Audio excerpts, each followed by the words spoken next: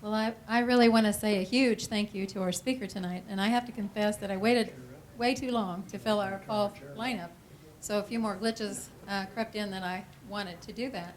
When I called Jim to ask him to speak in October, I mentioned that I wasn't 100% certain that our September speaker was going to be able to come, so I asked Jim if he could switch to September if that happened, and he said yes, but I'm pretty sure I promised Jim more than a week's notice.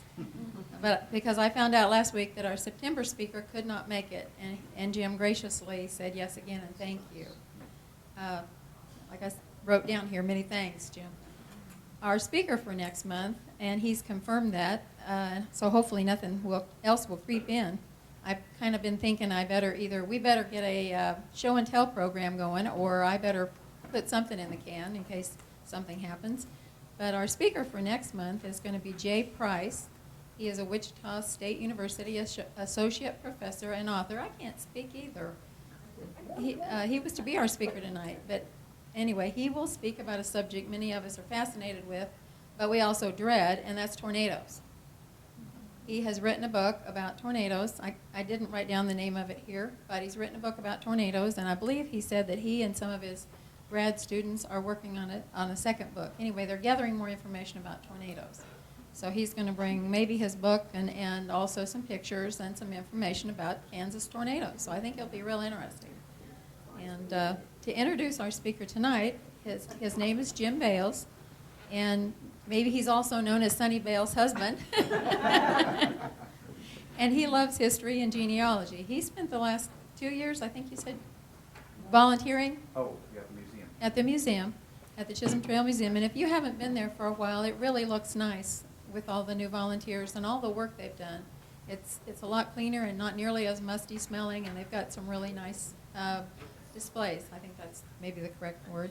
But Jim was elected vice president of the Chisholm Trail Museum Board of Trustees this past year, and he and his wife Sunny and other volunteers like Carrie and others, probably others here, are working hard on a display that Jim's going to tell us more about tonight, as well as talk about the Sellers Park and how it got started.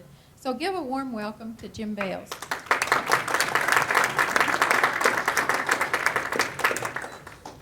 For those of you who don't know me, I was born and raised here in Wellington. My parents, Connie and Jerry Bales, they owned the Chief Drug Store in Wellington on Main Street. They ran it from late 50s to the mid 80s. I literally grew up on the streets of Wellington. Age 10, I was riding all over town on my bicycle delivering prescriptions for the drugstore. And so I have a pretty strong commitment to this community, know it well. But I'm no expert on anything. I just like history and genealogy. And I got involved in the museum as a volunteer and drafted on the museum board. Presently serving the vice president, as she said. Carrie Cook, the secretary, Gillian Cubbage, the president, and Jen Wolf, the treasurer. We're trying to make some changes there, along with the other board members.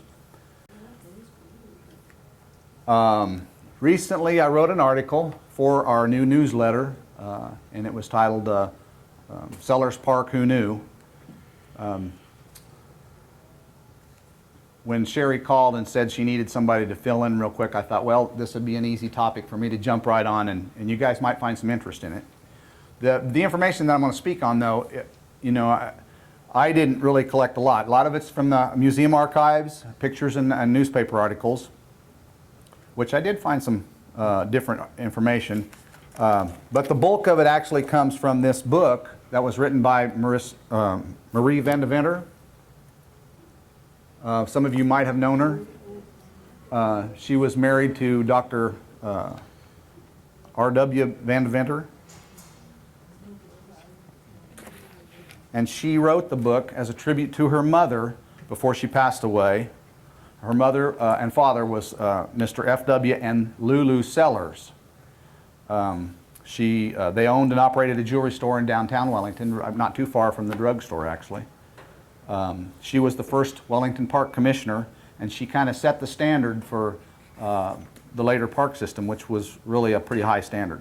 She worked tirelessly for no pay, and she did it for almost 10 years. But our story really begins with the old gasworks building back in the 1880s. In 1883, the city council gave a franchise to build waterworks and gasworks for city to a developer from Illinois by the name of C.W. Hill. And this is actually the original water tower that was over by Slate Creek, over by the dam in the park that we know as Woods Park today. But he built that in 1884, along with the pump house and the dam, and got the waterworks going. Then in 1886, he built the gasworks and operated it under the name of the Wellington Power and Light Company. The original building was actually 35 feet by 65 feet and was divided into 4 rooms, included an engine room, a boiler room, coal rooms in the basement, and the basement extended through the whole building, which I thought was pretty fascinating. The facility produced gas from coal through a system called the Springer system, or water gas. And what they did was they sprayed a jet of hot steam through anthracite coal. This decomposed the coal and produced a gas. The gas had a very high heat properties, but it didn't have very good illumination properties. So then they would add naphtha oil to the gas, and this gave it the illumination properties. The gas was stored in what they called a holder tank, and I actually got this photo off the Historical Society Facebook page. Somebody had put it on the page, so I was very thankful. I always wondered about this tank. I've read about it. I always wondered about it. But this is the facility as it's being built. This holder tank was 50 feet across, and some records show it as 18 feet deep, which I think that's probably accurate, but others say 28 feet deep. So it was a pretty big tank. And all it was a stone-lined structure with a steel top on top. I'm not sure what those poles do other than maybe raise the steel top up and down, but it was a big holding tank for the gas.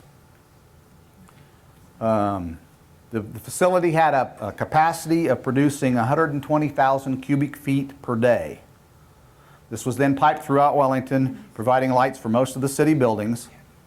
And by 1888, so he built this in 86, in 1888 they had 9 miles of gas mains laid in the city and 95 public lampposts. As long as if you pull it straight out. Now upstairs in the drugstore, there are still a lot of gas pipes in the walls and in the ceiling for this lighting system.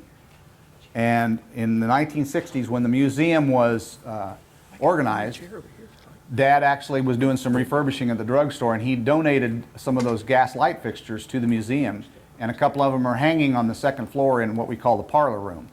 So if you're ever in the museum, that's what the lights look like. By the 1890s, electricity started to overcome the use of gas for lighting, and the business ceased operations in 1894. By 1913, it was abandoned and had fallen into disrepair. The area was overgrown with weeds, and the holding tank, the lid was gone. It was just an open pit. It was stagnant, had water and gas, and I understand that gas problem was a problem for many, many years.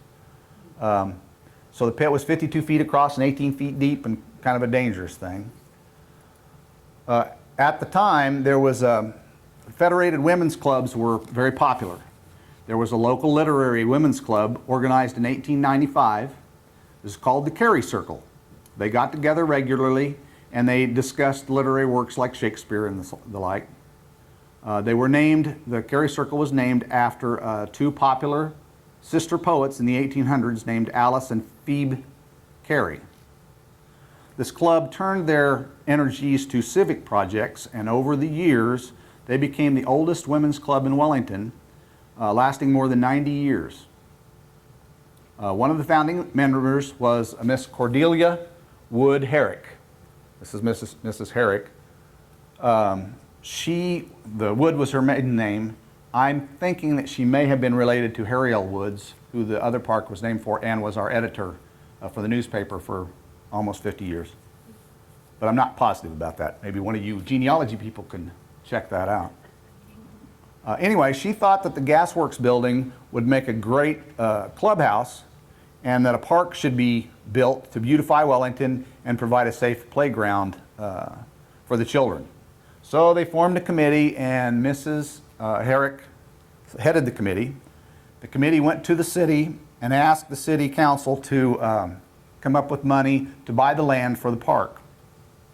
Well, there wasn't much interest in that, but these resourceful ladies were not deterred. The women had recently been given the right to vote. So they went around to the council members and kind of tactfully pressured them, letting them know that if they didn't get the money for their park, that the outcome of the next city election would be quite different. And it worked.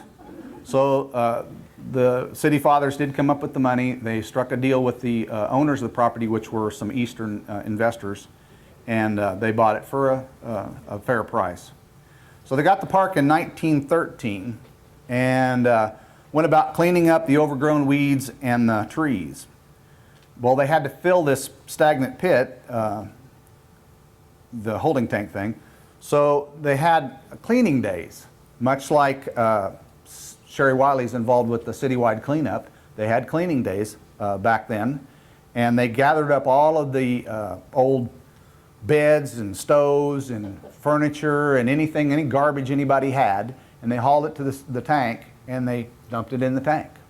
And it took them 2 years. I don't know how often they had the cleaning days, maybe once a month or so, but it took them 2 years, and they finally filled the pit up and smoothed the ground, so they were ready for the building phase of the project.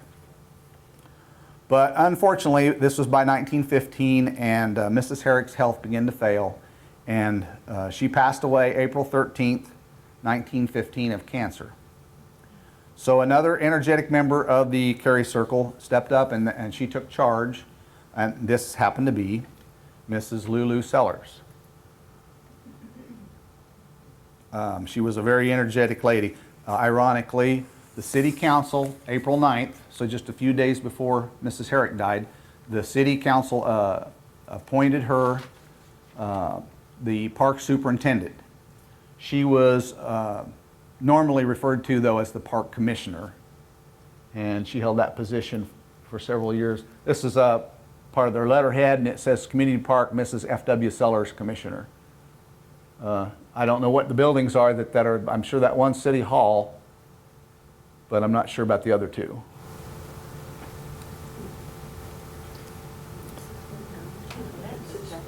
Put the one on the right, top right, is the post office? Yeah. Well, would it be a municipal building, though? That's what threw me. Yeah, it would. Yeah. Would it be considered a municipal building instead of the federal building then? The one on the left looks like. But it sure looks like the post office. I thought the same thing.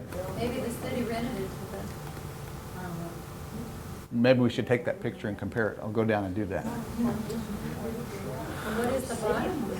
I don't know. I'm saying that probably was with the smokestack thing on the side. Maybe that was the waterworks where they had the pump and stuff. I'm not sure. She served faithfully without pay, but they formed a park committee, and they drew up some rules and regulations. One of the rules drafted included a regulation to oppose the use of the park for political gatherings of any character. So they had a naming contest, and the prize was a $10 gold piece. And four individuals shared the $10 gold piece when they came up with the name Community Park. So it was originally named Community Park. In 1916, they refurbished the building. The basement was filled in. They filled it in with cinder blocks from other projects, and then they cemented over that. So I'm sure that the basement of that building is very, very thick. It's probably solid ground. It became kind of a community hall known as the Park House. It was used for social gatherings, picnics, community events. It could be rented for a small fee. Families used it for family gatherings. And they had several well-attended community fundraising programs, band concerts, plays, performances to raise money. The Cary Club, they were looking for money to better the park. Well, they submitted and got passed a bill through the state of Kansas allowing small towns like Wellington to allot some tax money for public parks. They hired a playground supervisor and planned activities for children. These activities included basket weaving, sewing, birdhouse building for boys, swimming, trail ride or trail walks, things like that. In 1916, they had a total of 56 boys, 70 girls that were enrolled in their daily programs through July and August. More money and land was donated to the park project, and so they built the rustic bridges to go across the park to a playground that was on the west side of the creek. This rustic bridge, you guys probably recognize it. This sets at the end of 7th Street. Right, and if you were sitting here, you're looking west from the east side of that bridge. And that building, or that house right on the other side, is still standing. It's been modernized quite a bit, but it's still standing. You can see there's not a lot, there's buildings over to the right. I'm not sure I recognize what that tall building is. That might be the courthouse, the original courthouse, or the school, I'm not sure. The handrails I thought were really neat. However, I'm sure they got washed off with the first flood that came through there, and so that they put up the steel rails that they got today. Couldn't find any pictures of the other bridge that goes across to the football field, but I'm sure it was built at the same time. And here's the same bridge, and now you're on the west side looking east, and I think, well, I thought you were looking northeast, but I'm not sure now. But you can see that building over there, that's the band, or not the bandstand, the canteen. We'll get to that in a little bit. But you're looking over to the east. You see there's no housing over there at all. That's probably where the football field would have been. And there's no housing or anything over there. So this was the edge of town. At that time, the natural path of Hargis Creek was kind of back and forth across the property. Probably covered over what most of the tennis courts and the football field, and so it flooded. Anytime it was heavy rain, it flooded. And this is a couple pictures from the flooded. Now, when I was a kid, I remember that creek flooding quite a bit, but it never got up that high that I can recall. You can see it must have flooded the park house. So it was quite a pain. So they thought that maybe if they straightened it, there's another picture of flooded area. They thought that if they straightened the creek that the water would flow better and it wouldn't flood as bad. So here's a picture of the original creek bed. You can see it kind of winds back and forth all through the property. This is Harvey and Lincoln here.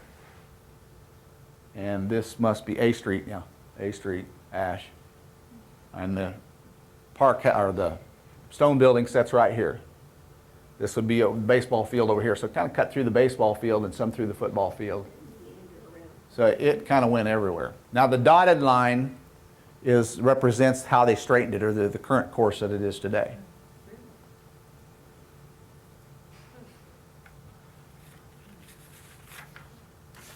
This is 1917. So I don't imagine they had a whole lot of machinery. They were probably working with horse-drawn graders and such. Fortunately, at this time, the city was paving some of the streets. I'm assuming it was probably paving with bricks. But they had a company called the Caw Paving Company that they were using to pave the streets. And the men would work for a couple weeks, and then they'd run out of materials. So they're probably waiting on more bricks to come. So they'd be down a week, and they wouldn't get paid. They get paid $4 a day to work while they were paving, and then they would be down for a week. So the city struck a deal with the Caw Paving Company that when the weeks that they were down, they would go help work on the creek project, and they'd pay them $3 a day. So that helped. And then they had one fella from Wellington, E.E. Mickley, donated his tractor. So I don't know what kind of tractor that would have been at that time, 1917, probably a steam tractor, but I'm not sure. And he plowed a 2-foot furrow down the path of the new course of the creek and started the dig, and then the rest had to be dug by hand. The city provided wagons to haul the dirt away and teams. And the cost of straightening it, estimated cost was $154. Now, so after they got it straightened, they had a lot more land, parkland, that they could use. So that's when they added the double tennis courts, a basketball court, and a volleyball court. And it was over 9th Street where the tennis courts are today. The park even had a decorative fountain and wading pool. There was a prominent businessman by the name of A. Graff, turn of the century, and he had a pool or a fountain in his front yard. This is a picture of his house and the the little fountain in front yard. Well, he probably thought it was probably too much work to maintain, so he donated it to the city. The city moved it to the park, and there it is in the park when they first put it in. It was pretty popular and it flowed for many years. However, it finally was broken by vandals and they had to take it out. It's like there's a silo and a barn through back there. There is. And that tells you how Yep. rural it still was. Yeah, I'm not sure where the fountain sat. I can't get any reference off that. Jim, do you know where the Graff House stood? Harvey. Harvey? It was on East Harvey. Thanks, Gary. I forget where. On East Harvey? I know we have that information at the museum because it's in that book.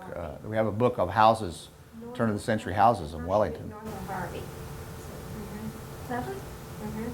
Yeah. Now, pardon me? Our house is east of that on Elm Street, and I was told, they looked it up, supposedly, the people for my insurance, and it was built in 1900. And you're east on Elm Street, It's east of the park. east of the park, on Harvey? No, it's on Elm. Oh, Ash Birch. Ash Birch, which would have That been, was Elm. yeah. They looked it up for the insurance company and said it was built in 1900. I'm sure there were a few out there, I think, where the folks But lived. between it and the park was a dairy farm. Oh, is that right? Maybe that's the dairy farm there. Could be. That, the baseball field used to be a hog lot. So, It was a hog lot, but I thought it was a dairy farm. could be. Now, during World War I, the Red Cross, they had a building next to the Santa Fe tracks, and they used it to serve refreshments and a kind of a reception house for soldiers as they were passing through. And they called it the Red Cross Canteen. Well, after the war, it wasn't used very much, so they moved it to the park, and it was used for a recreation building for the playground. So when you were looking at that bridge, that was the building in the background, was the Red Cross Canteen. Prior to I think that sat probably where the skate park is at. I could be wrong, but somewhere where that skate park is today. Prior to 1919, the city had weekly band performances up on Main Street.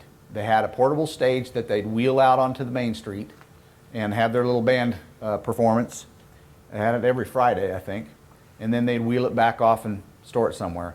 Well, they decided they needed a bandstand in the park. So in 1919, they built a bandstand. And that sat just west of the Ball Diamond. The bottom part was used for concession area. They served concessions. They even had ice cream and such. And the top, they had the band played. And they played every weekend. But, with the advent of radio, attendance at the band concerts kind of dropped off, and it kind of fell into disrepair, and it was eventually torn down. But I don't know when it was torn down. I couldn't find that. I did look for that. Now, baseball, of course, have always been a big part of Wellington. In the 1990s, we had a baseball team called the Wellington Reds. I understand we're going to get another baseball team, the Heat, I guess. Anyway, so they were part of the Kansas State League. Later, the city had what they call the Twilight Baseball League. These guys played towards the evening, and there were 6 teams. They were all city teams. They were allowed to use the park, the north end of the park, to have their games. But that was pretty popular. A lot of people would come down and watch the games, so they decided they needed a baseball diamond, a formal baseball diamond. So after more fundraisers and band concerts and some more money, they started construction of a baseball stadium in 1920. This was the original stadium, and this is a backside picture of it. I don't think any of that structure is still standing. I think that, I don't know when the concrete stadium was built, but it was completed just barely, and maybe not completely completed, in 1921, just in time for the 50-year anniversary for Wellington, the Golden Jubilee. And so they had a pageant down at the baseball stadium. This is a picture from that Jubilee, Golden Jubilee in 1921, of the crowd in the stadium. They put on a pageant which probably depicted the history of the town. This is a picture of the stage that was used during that pageant. Note the iron wheel on the stage so they could roll it around, which I thought was pretty interesting. And then I just kind of guessed that that guy was about 5 feet tall, and then I just did the kind of, and that stage has got to be over 20 feet tall. And note the electric light bulbs hanging down for stage lighting. Pretty fancy stuff. I don't know if that's the code, but over to the side they had a mock stockade. These were some of the prominent men of Wellington at the time. I have their names, but I didn't bring them.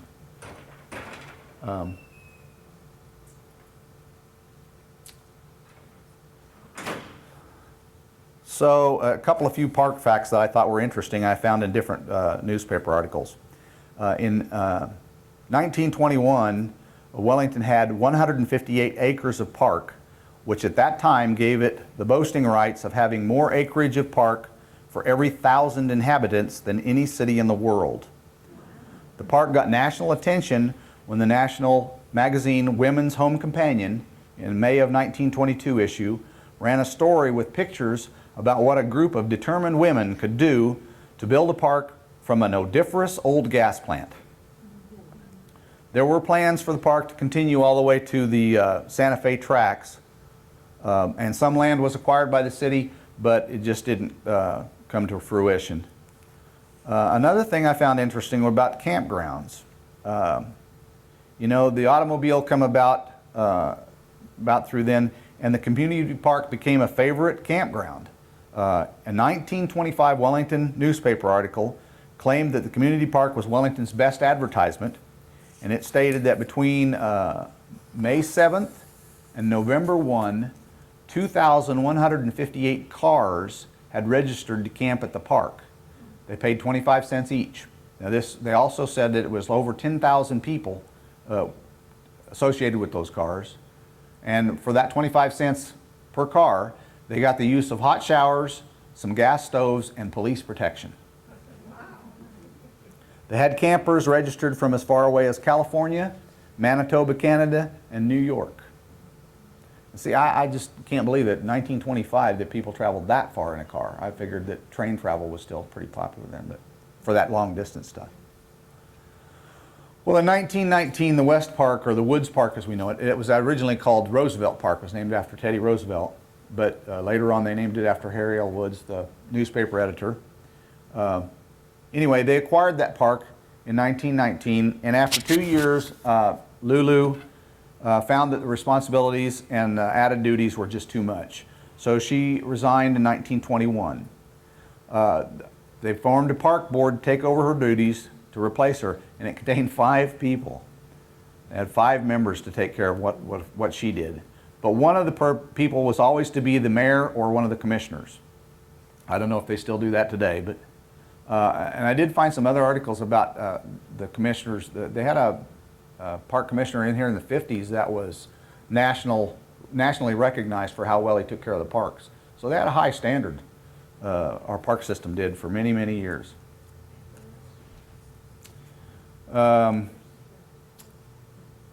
She stayed involved in the park development, though. She helped the city along, and in 1938 the city commissioners voted to change the name of the community park to the Sellers Park in her honor. Now, during World War II, the Park House was closed and not much interest in reopening it after the war. A proposal was made in town to turn it into a youth recreational center, and that was run by a retired couple by the name of Earl and Grace Mercer. I vaguely remember them. Some of you probably know them. Later, the rec center moved to where it's at now in the vacated Elks building, and it sat empty for a while. And then the Wellington Art Association, organized in 1962, acquired the building in 1966 and used it for their art center and gallery for several years. They partnered with the senior center to help maintain the building. I think that was in 80 something, 86 maybe, but the Art Association kind of dwindled away, and the senior center moved downtown, so the building sat open again. They used it for some various things, but nothing stuck until Perry Wiley and Sherry Wiley got a hold of it, and now they have that wonderful railroad museum in there. So he's doing a good job of keeping that park building with us today. Just want to touch base with the Wellington Art Association a little bit. It was a wonderful organization. They had many art gallery exhibits, many community exhibits. They did a lot of workshops. They co-sponsored the cultural arts program with the museum, the Chisholm Trail Museum, and the public library. And they held lots of meetings, lectures, classes, instruction. My sister actually taught an art class there. Anyway, they did a wonderful job at trying to stimulate art and some of the culture here in the community. And us at the museum, who are trying to get things to change a little bit, we want to pay tribute to the Art Association and the local artists of the area, because we have some wonderful artists in this area. So we're going to hold a month-long exhibit, a special exhibit, starting next Tuesday, October 2nd, and it will go through October 29th. It's open to the public. There is a small fee. We have 14 artists that we're featuring, all local artists. All of these artworks that are in this first card are all local artists. Bill Coombs, thank you. Coons.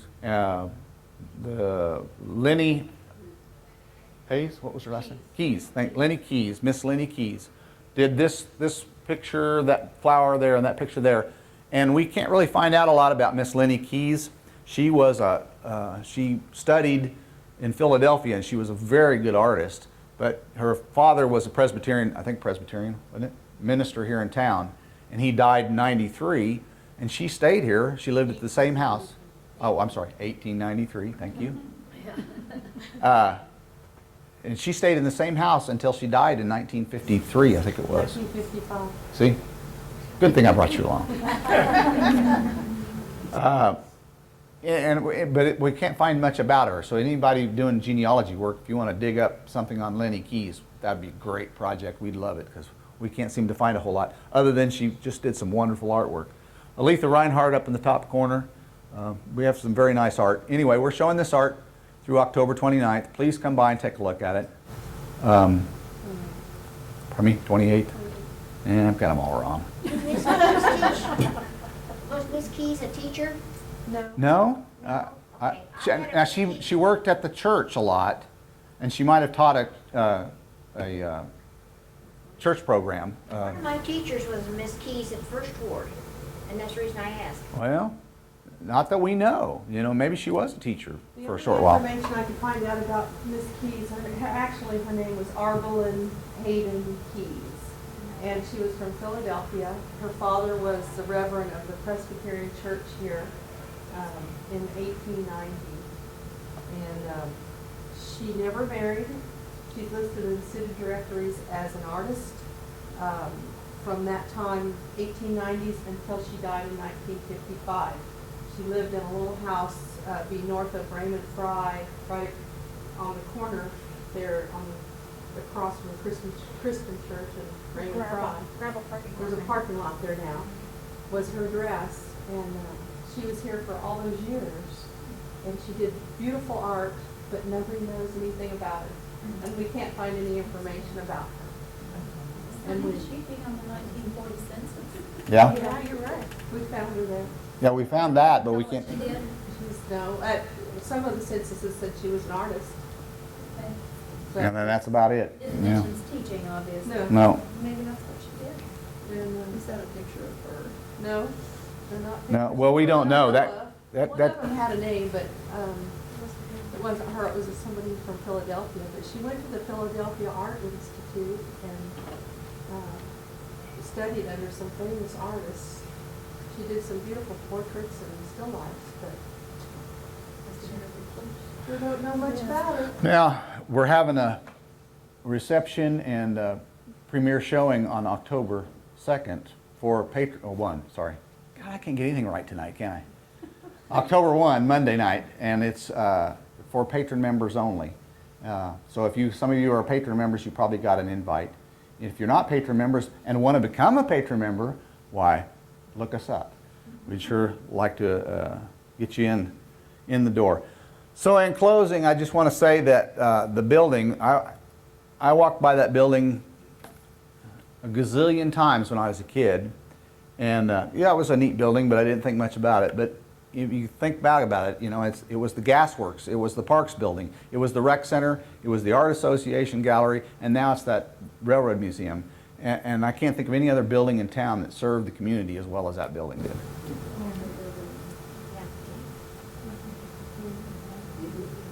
I think they used to flood the area right there on the south side in the winter when I was in. Oh, high school. and ice skate? I think they Is that did. right? Oh, wow. I hadn't heard that.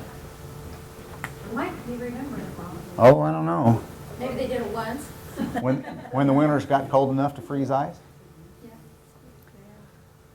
Any questions?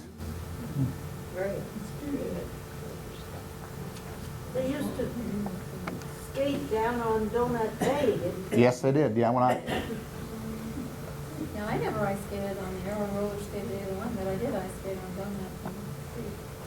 well, thank you for having me.